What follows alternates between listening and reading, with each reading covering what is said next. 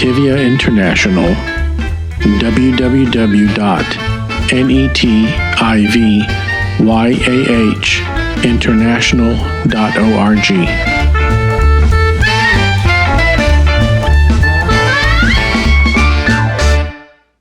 Shalom, my name is Joseph Shulam, and this is a very special mind candy. Today in the world, it's Purim, the Feast of Ester in English. Today is the 23rd of March. Tomorrow is the 24th of March. Today, Purim is celebrated around the world. Tomorrow,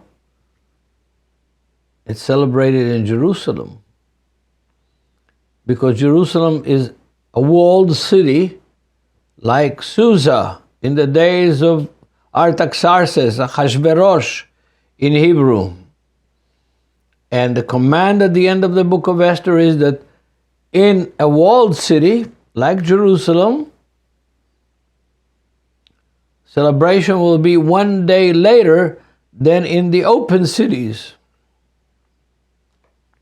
So actually, today, in Tel Aviv, in Haifa, all over Israel, they're celebrating Purim. Kids are dressed up with all kinds of funny dresses and masks. Like Halloween a little bit. But in Jerusalem, it's tomorrow. And tomorrow is also my birthday. I was born on Purim on March 24, 1946. Well, the Book of Esther is the only book that is not quoted from the Hebrew Bible in the New Testament. Almost the only book that is not quoted. Why is it not quoted? Why is it not mentioned? Passover is mentioned, and Pentecost is mentioned, and Hanukkah is mentioned, and other feasts are mentioned or alluded to, like the Feast of Trumpets, that in modern Judaism we call it Shana, New Year, the Jewish New Year, which is actually not the Jewish New Year. The Jewish New Year biblically is the first of the month of Nisan.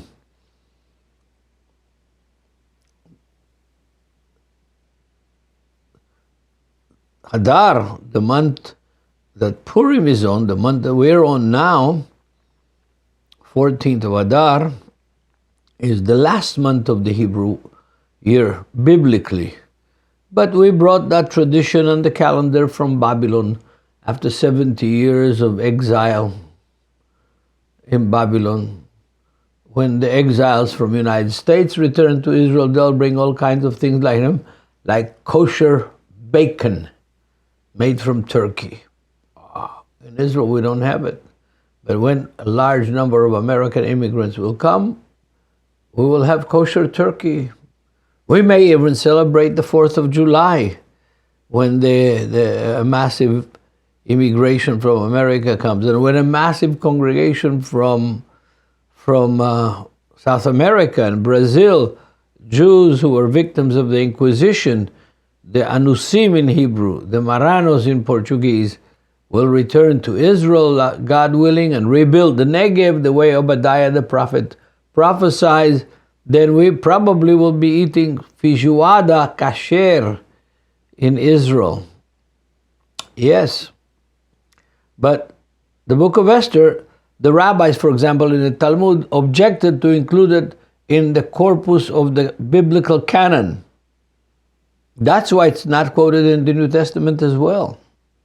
Because Jesus and his disciples were Pharisees, and they, like the other Pharisaic leaders, objected to include the Book of Esther. What was the objection? The major objection is that the name of God is not mentioned in the Book of Esther at all. In no chapter, no verse, God is not mentioned. Second, the Book of Esther condones immorality, condones and doesn't reprimand and doesn't punish somebody who advises a Jewish girl to go and marry a pagan despot like Artaxerxes in English, Hashverosh in Hebrew. So the Book of Esther is there, and the Jewish world celebrates Purim all over the world with great joy, with masks, with food, with eating a pastry that's called Oznei Aman, the ears of Haman. They're kind of Hamantaschen, Northern European cookies in the shape of Chinese fortune cookies, but inside usually there is poppy seed, maybe sometimes dates, and sometimes other things as well, nuts and other things. All these customs are customs. They're not in the Torah, but it's a happy holiday. Why? It has the paradigm of the ultimate Jewish holiday. The enemy wants to kill you, wipe you off the face of the earth. We have victory. Let's go eat. That's the Jewish paradigm, the Jewish formula for celebration of holidays. Not bad. The food is always good. But the Book of Esther is a little bit more complicated than that. And I would like to share some of those complications with you. The first thing that we hear in the Book of Esther is that King Artaxerxes, Hashverosh in Hebrew, has a big celebration, and all the leaders of 127 provinces, countries that were under the rule of Persia at that time. I just to help you understand the size of the Persian Empire. You know Kazakhstan in Asia, in East Asia, one of the rich, big countries. You know what language they speak there? A language akin to Persian. And so do a lot of the stans from there all the way to Iran today. Most of them speak either Turkmen, one or two speak Turkmen, but most of them speak dialects, developments of ancient Persian language. And their culture and their architecture is essentially Persian. Because Persia was a great empire. After Babylon, Persia was the great empire of beginning with Eastern Europe, parts of Turkey, and all the way down to Kazakhstan and almost to the Pacific Ocean. Huge empire. Yes, dear brothers. So the king decided to make a big celebration. And he had a queen, a head queen. He had a harem with lots and lots and lots of beautiful women. And according to the Book of Esther and according to other literature from that period and from Iran, the king could choose any night, any one of the concubines that he had, probably hundreds, maybe thousands, I don't know. Don't know the exact number, but many. So the king has this big party. The ambassadors of 127 countries are there, and they are celebrating, and as it says, their heart was good with wine, or full of wine, or pleased with wine. Depends how you translate that word. They were drunk, in other words.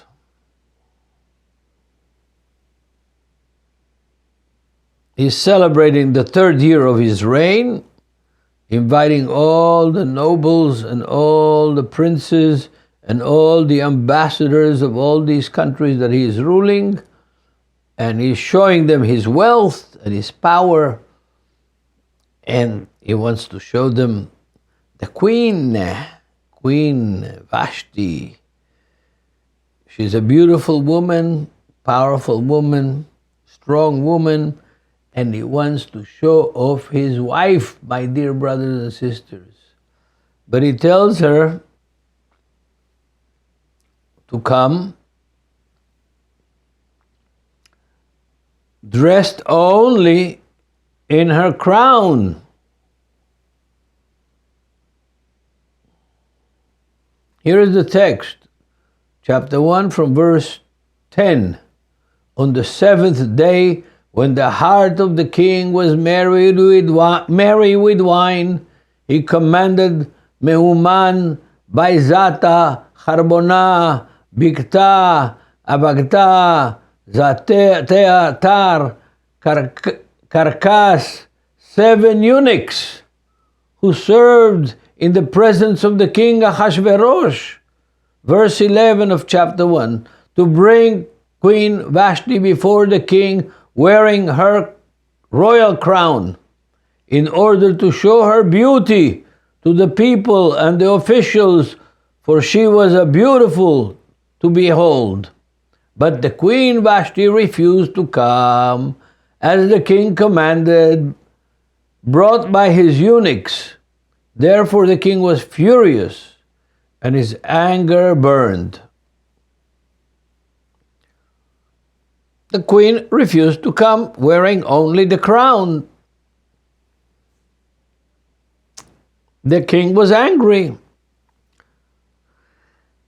His other advisors, Karshana, Shatar, Admata, Tarshish, Meres, Marsena, Memukan, 7 princes say to the king and to each other, listen, this won't go. The other women and our wives will learn from the queen that they have the right to tell us no. We won't do it. It'll bring a revolution, a feminist revolution in the empire, to where the women can do whatever they want. That can't be. That can't happen. We can't allow this to happen. King must do something to punish the queen,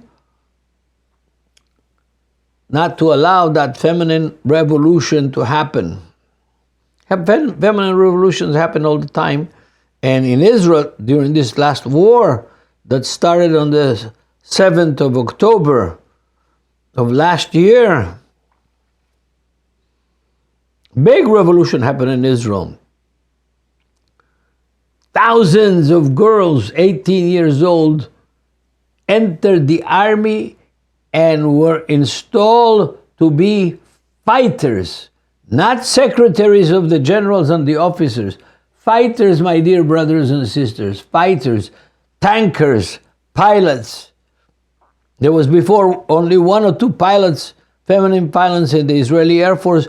Now, and the new courses are full of female who are studying, who are training to be pilots of fighter jets, of F-16s, of F-35s.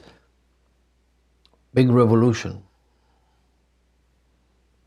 So the king listens, fears, first of all, what is going to happen in the empire with the women, and how the other men are going to react to his weakness that was not able to bring the queen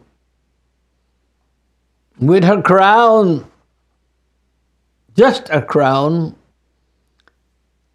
to parade in front of all the diplomats from 127 countries. Chapter 1, verse 16, Memukan, one of his servants, chief servants, answers before the king and the princes. Queen Vashti has not only wronged the king, but also all the princes and all the people who are in all the provinces of King Ahasuerus. For the queen's behavior will become known to all women, so that they will despise their husbands in their eyes, and they report the King Ahasuerus command Queen Vashti to be brought before him, but she did not come. This very day, the noble ladies of Persia and Media will say to all the king's officials that they have heard the behavior of the queen. Thus, there will be excessive contempt,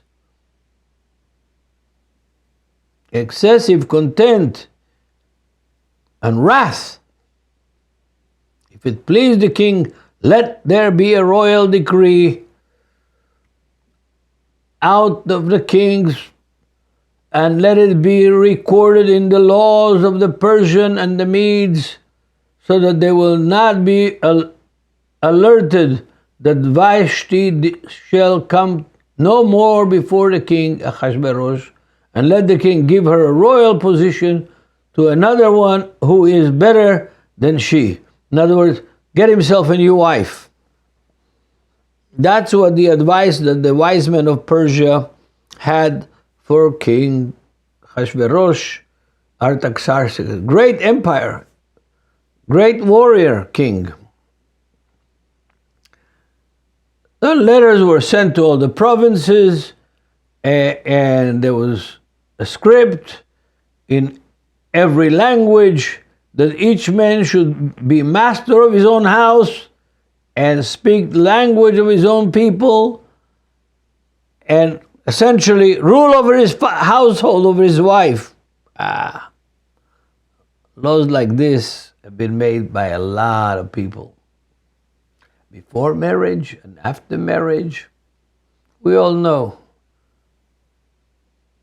our wives are not the head, they're the neck, and they can turn us because of our love for them. We are like putty,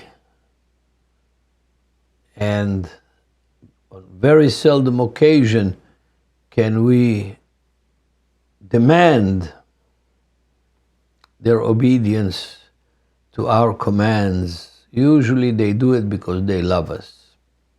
That's also good. Praise God. So after these things, Ahasuerus, the king of Persia,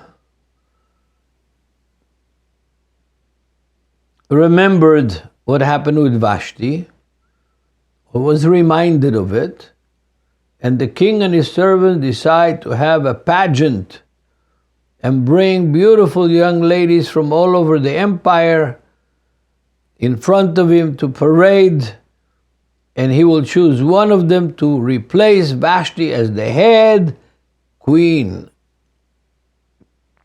of the empire. That's the Book of Esther. To make the long story short, there is an official in the palace who is a Jew, Mordechai. Mordechai the Jew, the son of Yair, the son of Shimei, the son of Kish, a Benjaminite. In other words, related to the family of Kish, was the family of King Saul, and the family, prominent family in the tribe of Benjamin.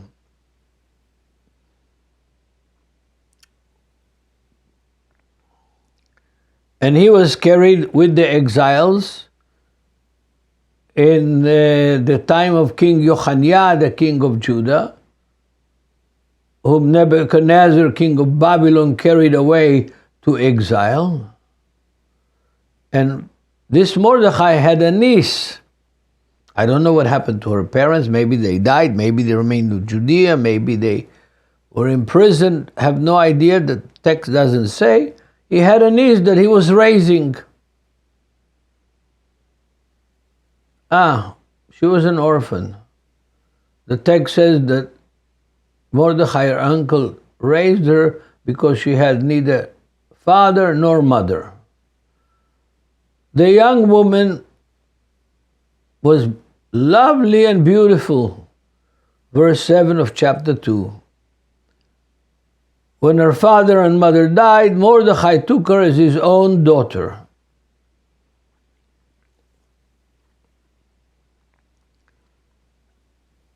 So it was that when the king commanded the decree to gather all the beautiful young women in Susa, the capital of Persia, and to have a pageant from which he will choose his queen, Mordechai, the Jew,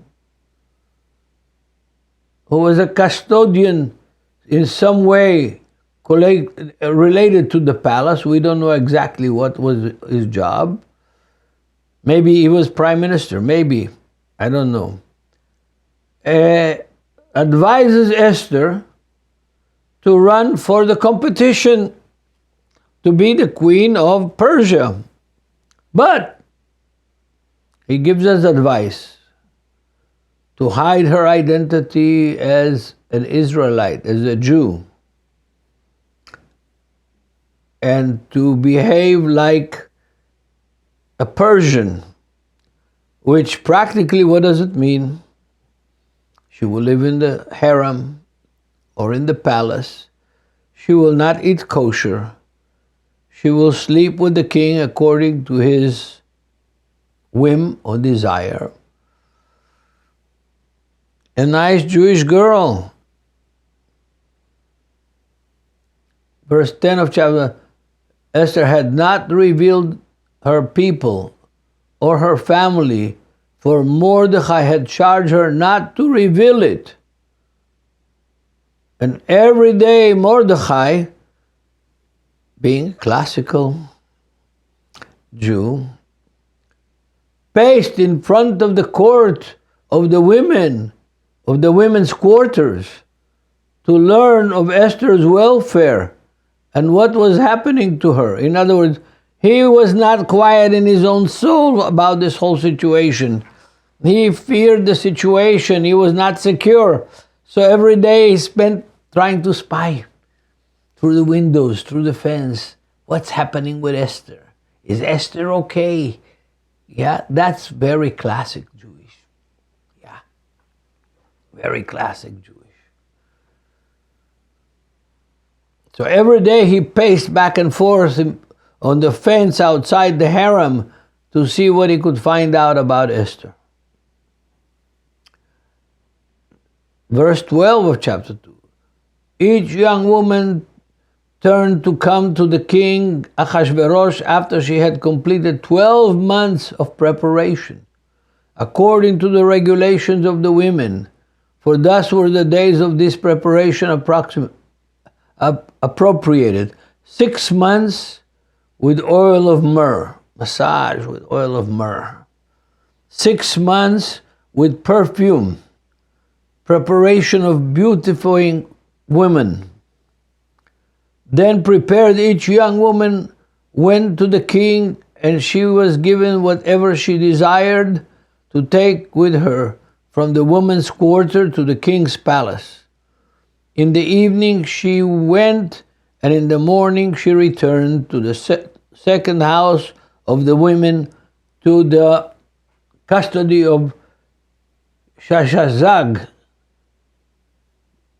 the king's eunuch, who kept the concubines. She would not go in to the king again unless the king delighted in her and called her by name. He said, tonight I want Esther. Tomorrow I want Shula. Next day I want Rina. That's how it worked in those days. It wouldn't work today. Wouldn't work today. And I'm glad. Yeah, that's the situation.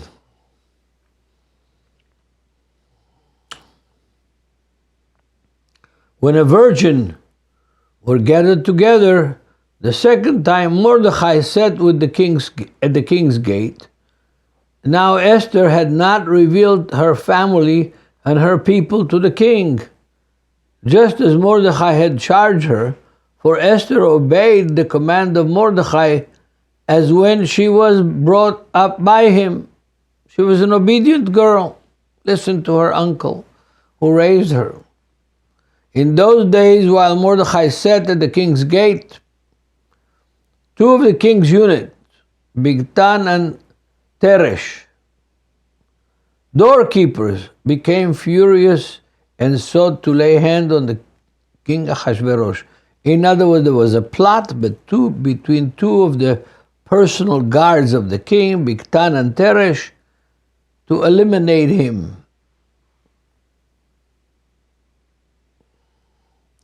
Mordechai heard it.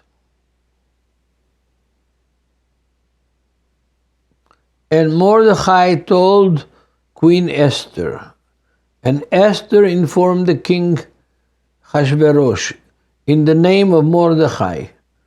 And King Ahasuerus commanded to write this in the book of Chronicles of his kingship, on the history of the king himself. This was written there that Mordechai, the Jew, saved the king by discovering that there is a plot in his court to eliminate him. Then the king's servants who were within the king's gate said to Mordechai, "Why do you transgress the king's command?" Now it happened when they spoke to him daily and would not listen to them, that they told to Haman. Haman was the prime minister of Persia.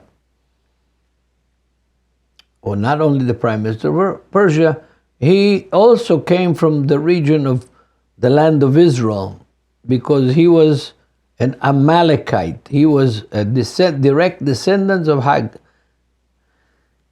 Agag, the king of the Amalekites that King Saul did not kill when Samuel gave the command to kill the kings of the Amalekites and the princes of the Amalekites, and to eliminate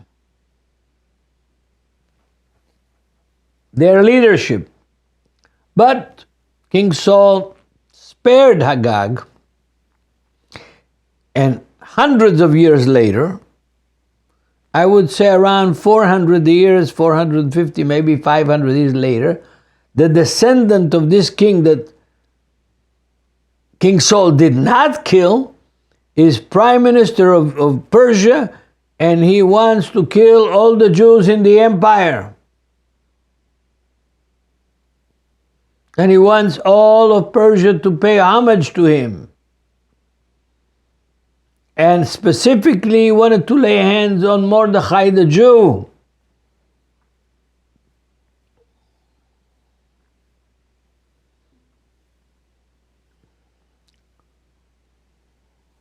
And he tells the king, listen, let's eliminate those Jews. They're no good. You've got no benefit from them. And here is their problem.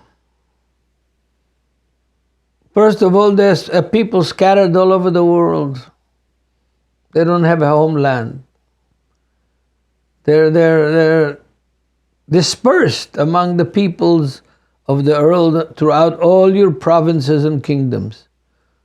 Number two, their laws like no other people. There's not another nation that has those laws. Those laws which God gave in the Torah. You understand? Those laws which God gave in the Torah. It's very special, very different. Everybody can eat pork, can eat snake, can eat possum. I've eaten possum before when I was a student in Georgia Christian School in early 1960s.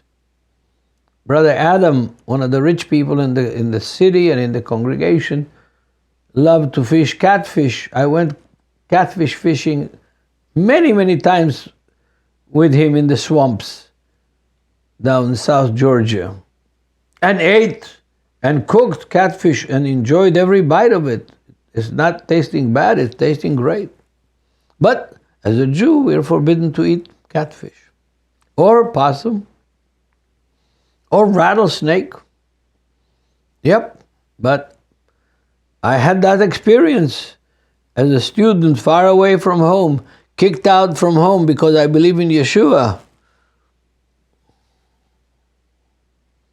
I ate what they gave me.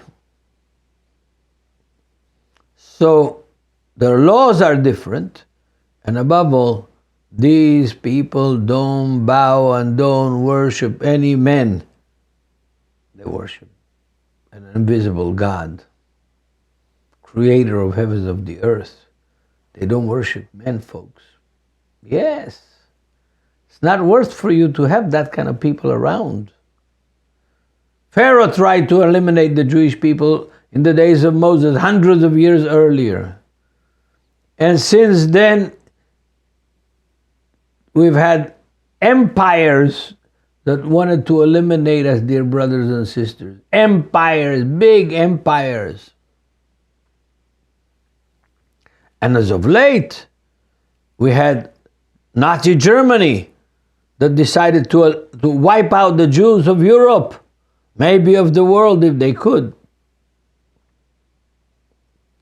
And now we have Iran, Hezbollah, Hamas, who in their charter, in their constitution, dear brothers and sisters, in their constitution, one of the articles of the constitution of Hamas is to wipe out Israel as a country, as a nation, as a Jewish nation. Yes, Purim is a very important holiday because it reminds us of these things that are historical and recorded and known. And here is my take on this. Folks, if there's no Jews, there's no Jesus. If there's no Jerusalem in the hands of Jews, what is that? Jesus is going to land in an Arab country? They'll kill him immediately again. Instead of crowning him with the crown of David, sitting him on the throne of David in Jerusalem, they will kill him again.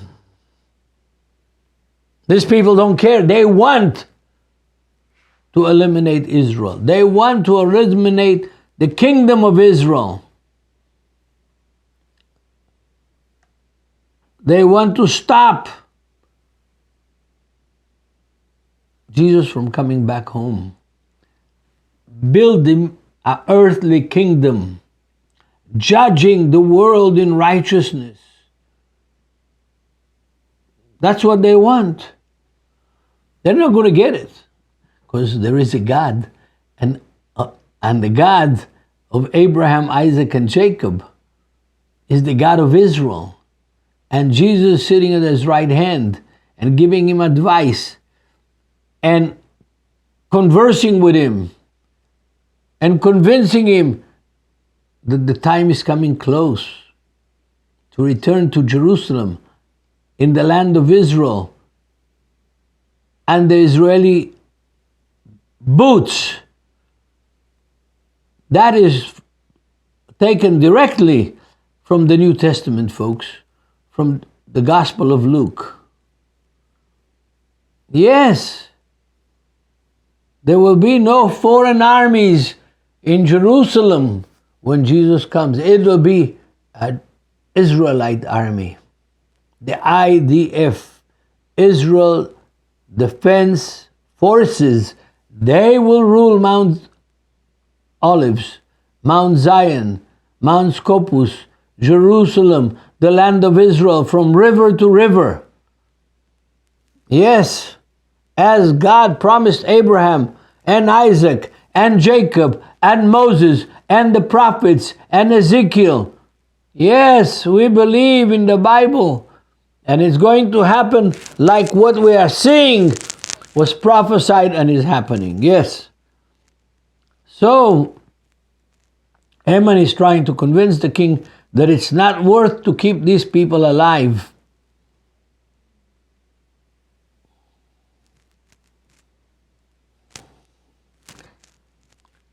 Mordechai hears this, and he's got to reach the queen.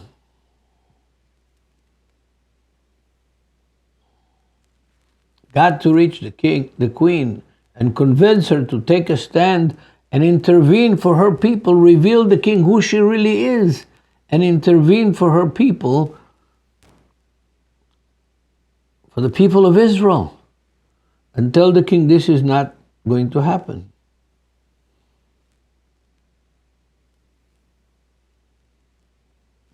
But the king heard Haman, his prime minister, and in chapter 3, verse 12, decrees the scribes to write the letter to all the provinces of Persia, 127 provinces of Persia, a letter saying, get rid of the Jews.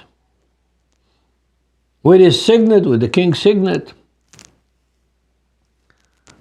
I'm reading you verse 13 of chapter 3 of the Book of Ester. And the letters were sent by couriers into the king's provinces to destroy, to kill, to annihilate all the Jews, both young and old, little children, women, in one day, on the 13th day of the 12th month, which is the month of Adar, and to plunder their possessions. A copy of this document was issued as a law in every province, being published for all people. The day should be ready for that day. That's the day. The 13th of Adar is today.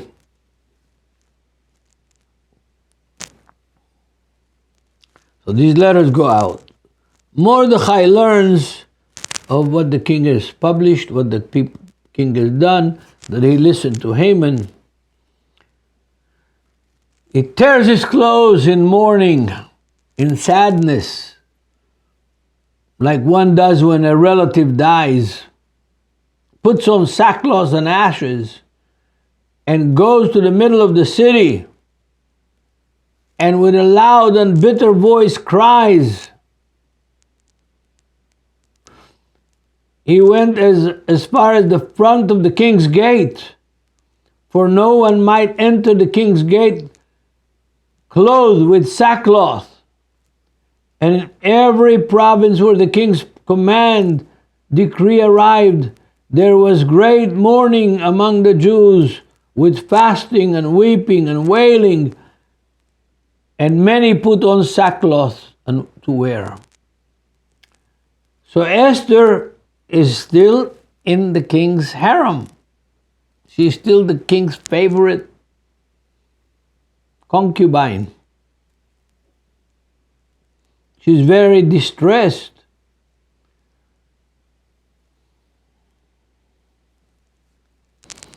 But she didn't want her uncle to wear sackcloth and to be mourning, because that would shed a bad light on her.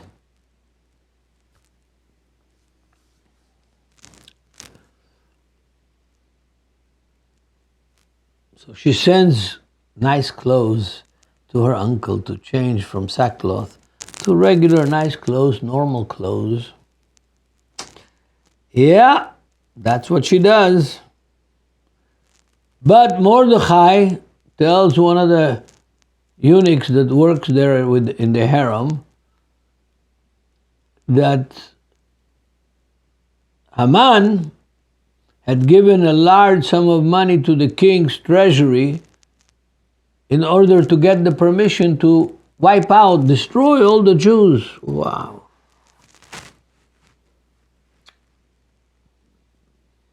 He also gave a copy of the decree of their destruction, which he as Prime Minister of Persia issued. And he wanted this eunuch to go to Queen Esther, and give her a copy of that letter and explain to her that he might command her to go into the king to make supplication, to beg the king to let him plead before him for her people. So Hatach, the eunuch, returns and tells Esther what Mordechai said. And Esther spoke to Hatach and gave him command for Mordecai. All the king's servants and the people of the king's provinces know that any man or woman who goes into the inner court to the king, who had not been called, invited, he has been but one law: put him to death, except the one to whom the king holds his golden scepter, that he may live. Yet I myself have not been called. I'm not invited to go today to the king. I can't go. Mordecai tells Esther the following words, very important words, chapter 4, verse 13. And Mordecai told the servants to answer Esther, do not think in your heart that you will escape the king's palace any more than all the other Jews. For if you remain completely silent at this time, relief and deliverance will arise for the Jews from another place, but you and your father's house will perish. Yet, who knows whether you have come to the kingdom exactly for such a time as this? This point is very important for all of us. You know, we all have ups and downs and needs and illnesses and victories and failures in our lives. But when the challenge comes, when our lives, my dear brothers and sisters, are threatened, mine have been threatened. I've had 3 attempts to kill me in Israel, in Jerusalem, by ultra Orthodox Jews who hate Christians, who hate Jewish disciples of Yeshua. Yes, I've had that happen.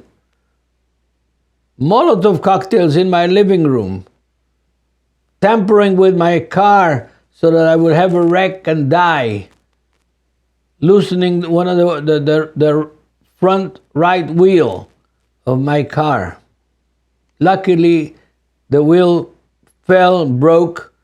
I was going only 5 kilometers an hour, about 2 miles an hour speed. So yes, the car was damaged with thousands of dollars of damage, but I didn't die. And there was no wreck. So I know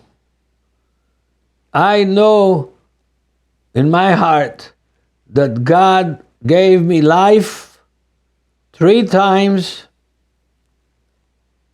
for such a time as this, a time in which anti-Semitism is grown with 270% in the last couple of years.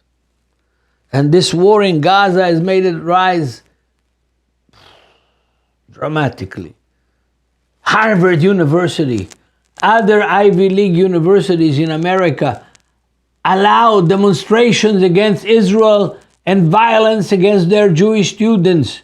70% of Harvard's wealth came from wealthy Jews who contributed to Harvard. Endowments, scholarships, buildings.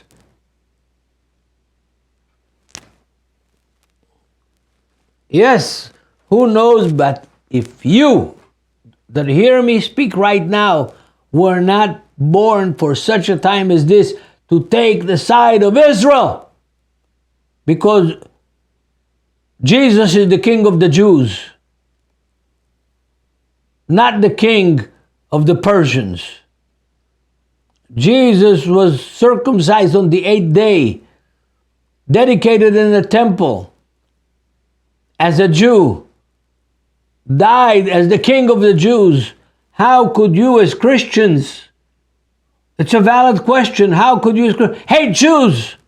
If you hate Jews, you hate Jesus also. Yes, sir. Very important for you to know that. If you hate the brothers of Jesus, the Jewish people, you hate Jesus because he is the King of the Jews, not only a Jew. He's the King of the Jews. Don't ever forget that.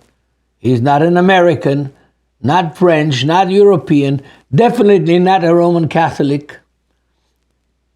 There's no record of him ever visiting Rome, much less being a Catholic.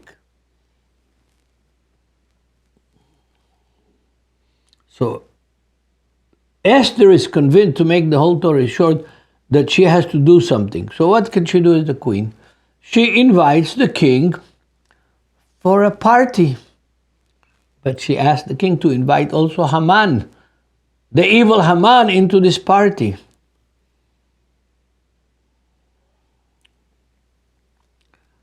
And Haman is happy. Oh, the queen invited me. What a privileged person I am. Haman, I am so special. I am special.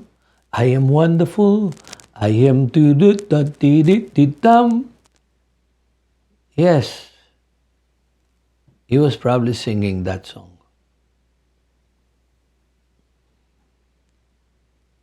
C'est moi, c'est moi. Yeah, who can be like me? That's what Hamas felt. So he comes to the party. And the king comes to the party. He goes to the party, to the banquet. And at the banquet, in chapter 5, verse 6, at the banquet of wine, the king said to Esther, "What is your petition? What do you want?" King is happy. "It shall be granted you. What is your request? Up to half the kingdom, it shall be done." Esther answered and said, "My petition and request is this: if I have found favor in the sight of the king, and if it pleases the king to grant my petition and fulfill my request, then let the king and Haman come to the banquet, which I will prepare for them. Tomorrow I will do it as the king has said." So Haman went out that day joyful, glad-hearted. He went shopping. He got himself new clothes. He got himself perfume. Maybe a Tom Ford perfume that has kind of a risque name. I'm not going to name him now, but it's in the Tom Ford collection. Fabulous, something fabulous. And he's ready to go, dressed up to the party. Just him, the queen, and the king will celebrate together with good wine.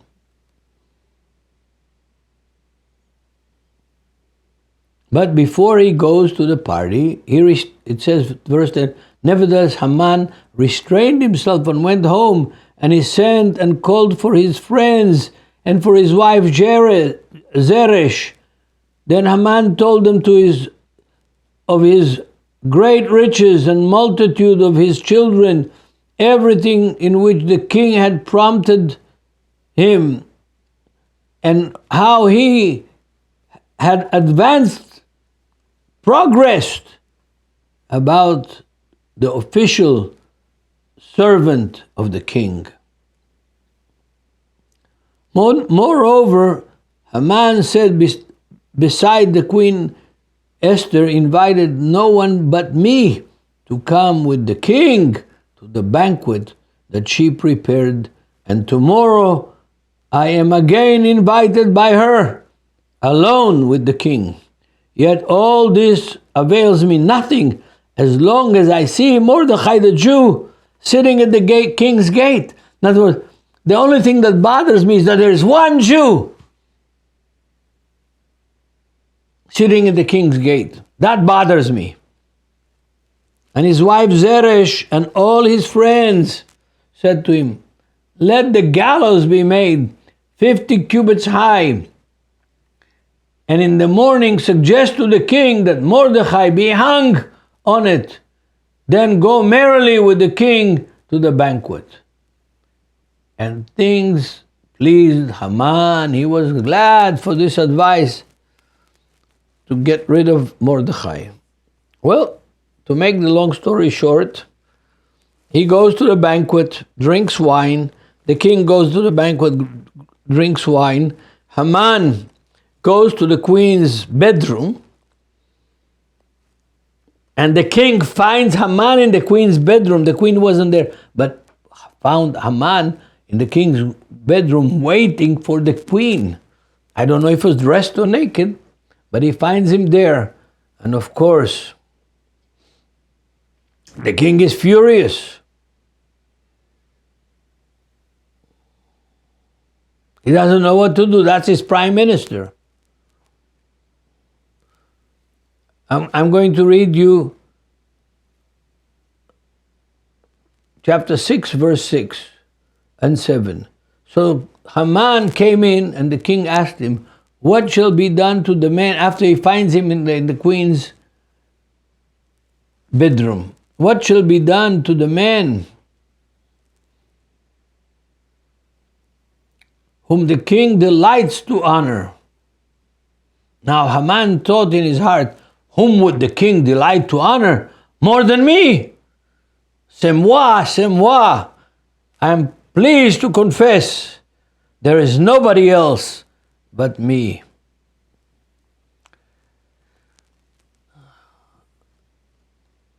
Haman answered the king, for the man whom the king delights to honor, let the royal robe be brought which the king has worn, and the horse on which the king has ridden, which has royal crest placed on his head, and let this robe and horse be delivered to the hand of the one of the king's most noble princes, that they may array the man whom the king delights to honor.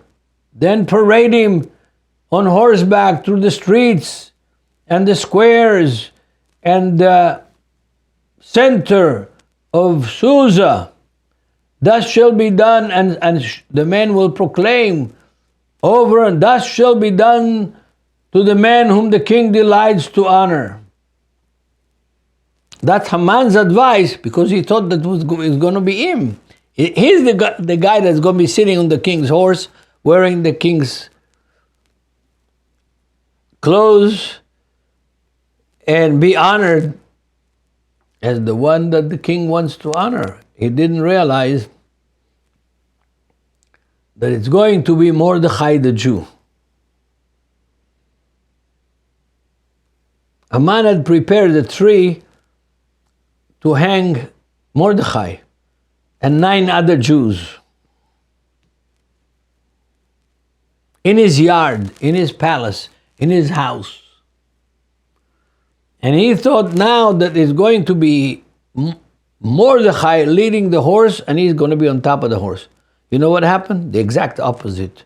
I'm shortening the time because this is getting a little long. He thought, this is going to be me. I'm going to be on top of the horse.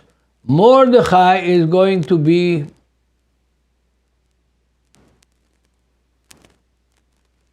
leading the horse.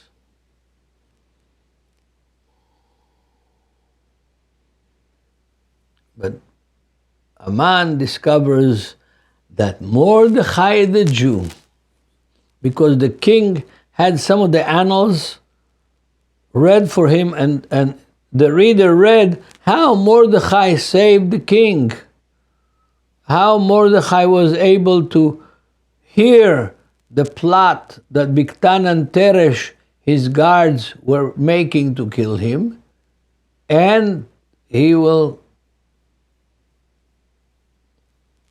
be killed. The king will be killed.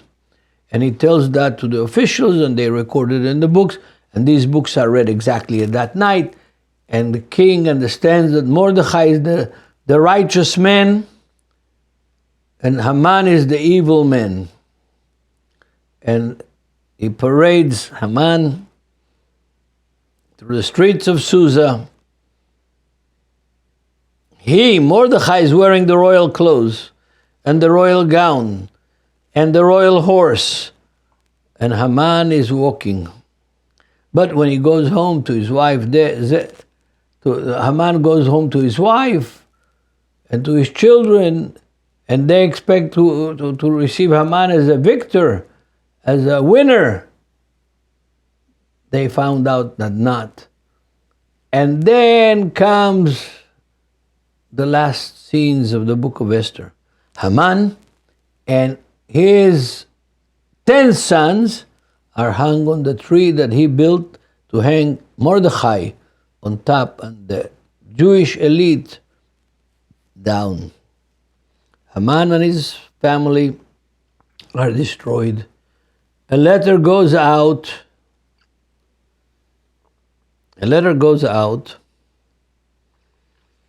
To all the empires for the Jews to celebrate.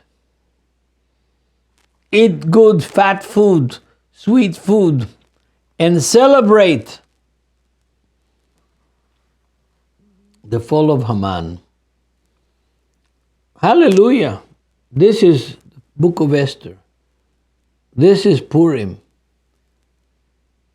This is Purim where the Jews win and their enemies are destroyed. We need that kind of victory again. We need the rulers of the free world to realize who they are dealing with when they are dealing with the Hamas and with the Hezbollah and with Iran. We need Europe to wake up and understand that if they don't wake up, and if Christians don't wake up and rededicate their lives to God and to Jesus and to the Bible and get filled with love for each other and unity for each other, and especially respect and love for Israel and the Jewish people that have contributed so much to Western civilization and continue to contribute even in this technological age. If they don't realize that, Europe will enter into another period of hundreds of years of dark ages, ruled by Islam, made slaves of the Muslims. Yes, sir, that's going to happen if you don't wake up. United States, Christian churches, so-called Christian countries, it's time to wake up. Don't listen to the Hamans of this world. Listen to Jesus and the apostles from God's word. Listen to Isaiah the prophet, Jeremiah, Ezekiel, Joel, Hosea, Amos, all the way to Zechariah. And remember that the prophecy says that the nations will have to send their ambassadors to Jerusalem on the Feast of Sukkot every year. So what? So that they will have rain in their countries. Yes, sir. I believe every word in the Bible from Genesis to Revelation, to the end of Revelation. I hope you do too. But if you believe the Bible, you gotta stand with Israel and fight anti-Semitism, fight the Hamans of this world who want to wipe out and destroy the Jews, all the Jews around the world. May God have mercy and bless you in Yeshua's name. Amen.